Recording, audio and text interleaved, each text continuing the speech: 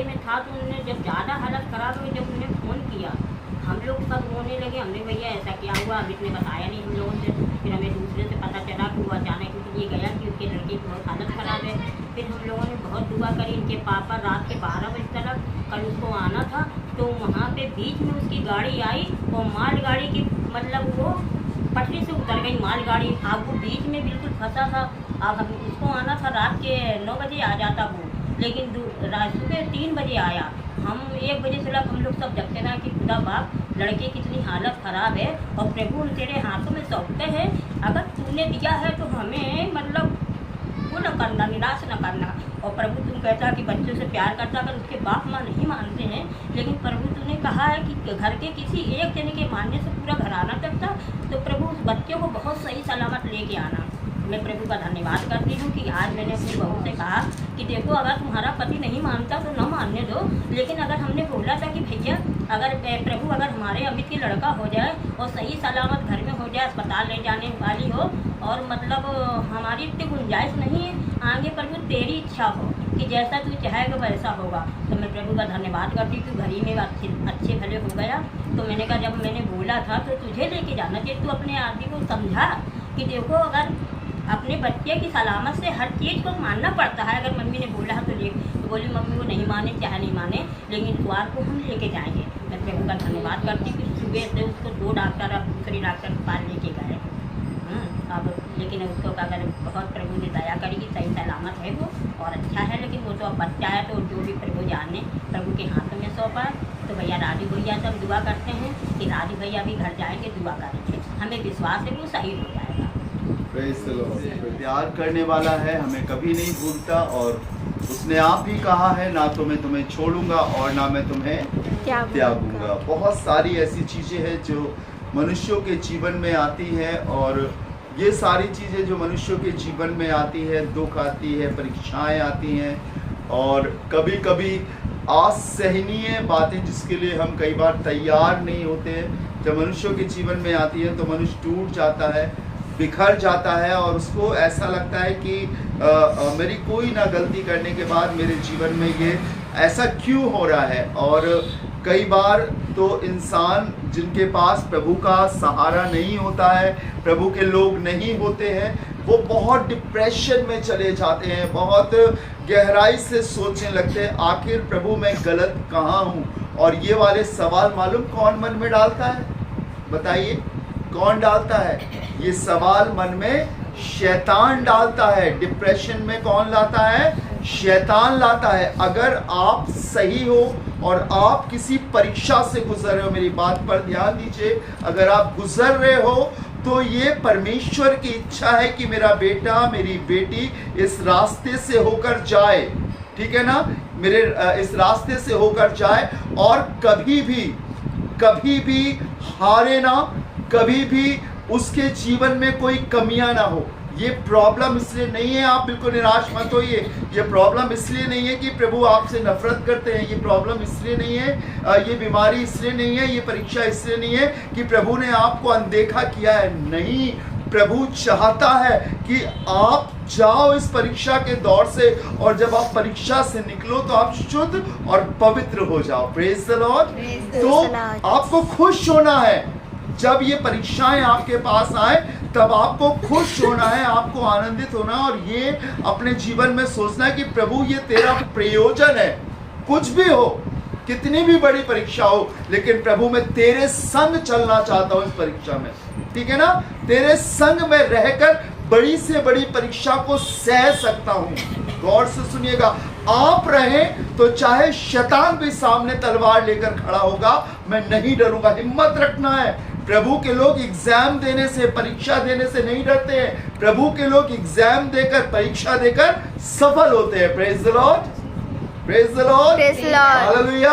लिखा है वो भी हमारे और आपके समान दुख सुख भोगी मनुष्य था, और हर रोज उसकी परीक्षा होती थी। और कौन लेता था उसकी परीक्षा, आपको मालूम है? कौन उसके सामने दिखाई देता था? वो लोग जो धर्मी थे, वो लोग जो सफेद कपड़े और अपने आप को धार्मिक जताया करते थे, वो भीड़ में से घुसकर यीशु की कमी ढूंढते थे, उस पर पॉइंट आउट किया करते थे, उसको कभी भी वो परमेश्वर के पुत्र का दर्जा नहीं देते थे। वो बार बार उनके बीच में आश्चर्य करता था। दुष्ट आत्माओं को जब वो निकालता था तो लोग उससे कहते थे ये दुष्ट आत्माओं का सरदार है। जब वो किसी पापी, गुनहगार, व्यभिचारी मनुष्य के यहाँ जाकर उसे उद्धार का सुसमाचार सुनाता था तो लोग उससे कहते थे व्यभिचारी, चुंगी लेने वालों का मित्र है। प्रभु के लोगों, आप निराश मत हो, ये दुनिया है और आप किसी का मुंह बंद नहीं कर सकते। आप अपने आप को प्रभु के हाथों में सौंपे और परीक्षा में बने रहने की कोशिश करो, और जब समय आएगा तो प्रभु आपको परीक्षा से भी निकाल लेगा। Praise the Lord. मुबारक है वो शख्स जो परीक्षा में खरा निकलता है, पवित्र निकलता है। इसके बाद वो परमेश्वर में और एक स्टेज आगे बढ़ जाता है। परमेश्वर के पुत्र यीशु, बेटा ठीक से बैठो, परमेश्वर के पुत्र यीशु की शक्ल, स्वरूप और समानता में वो बदलता जाता है, बदलता जाता है, बदलता जाता है धीरे धीरे। क्योंकि यीशु के संग हुआ तो हमारे संग होगा। बाइबल में लिखा है जब उन्होंने हरेक के संग ऐसा किया तो सूखे के संग क्यों कर ना करेंगे। जब वो परमेश्वर के पुत्र के संग कर सकते हैं तो मैं और आपकी तो गिनती बहुत बाद में आती है, लेकिन प्रतिफल बहुत बड़ा है। Praise the Lord. उसका रिवॉर्ड बहुत बड़ा है। सो निराश मत हो। प्रभु से लेन देन का रिश्ता मत रखो, प्रभु से संतान का रिश्ता रखो, औलाद का रिश्ता रखो। हालेलुया। और उसके बेटे बनकर, उसकी बेटियां बनकर, उसकी औलाद बनकर जीना सीखो। पाप से दोस्ती मत करो, परमेश्वर से दोस्ती करो, परमेश्वर को अपने जीवन में रखो, प्रभु आपको बरकत देगा। मेरे गॉड महिमा के योग्य है, प्रशंसा के योग्य है, जय जयकार के योग्य है। अपने लिए प्रार्थना करें। इससे पहले कि हम प्रभु के वचन को सुने, प्रभु से कहें प्रभु मेरे मन में आप वास करें, मेरे हृदय में आप वास करें, मेरे दिल की भूमि को बहुत गहराई से जोतें प्रभु। पवित्र आत्मा हमारी सहायता करें वचन को समझने के लिए। अभी दिमाग बहुत तो जोर से दौड़ रहा है, कहे प्रभु मुझे स्थिर मन दे, स्थिर दिमाग, स्थिर हृदय दे प्रभु, कि मैं ठहर सकूं और वचन गहराई में जा सके। मैं किसी शख्स को ना देखूं, मैं पास्टर को ना देखूं, पर मैं तेरे वचन पर अपने मन को लगा सकूं। Thank you Jesus. सभी लोग अपने लिए प्रार्थना करें। जो अपने लिए विश्वास से प्रार्थना करेगा वचन उसी के लिए उपयोगी होगा। धन्यवाद, धन्यवाद प्रभु, तेरा धन्यवाद हो। राजाओं के राजा, प्रभु के प्रभु, तेरा धन्यवाद हो। हालेलुया। Thank you Jesus. स्वागत पवित्र आत्मा, हम तेरी हुजूरी में, पर तू अपनी सामा, रह तू मुझ में। आइए मिलकर गाएं। स्वागत पवित्र आत्मा, हम तेरी हुजूरी में, पर तू अपनी सामा,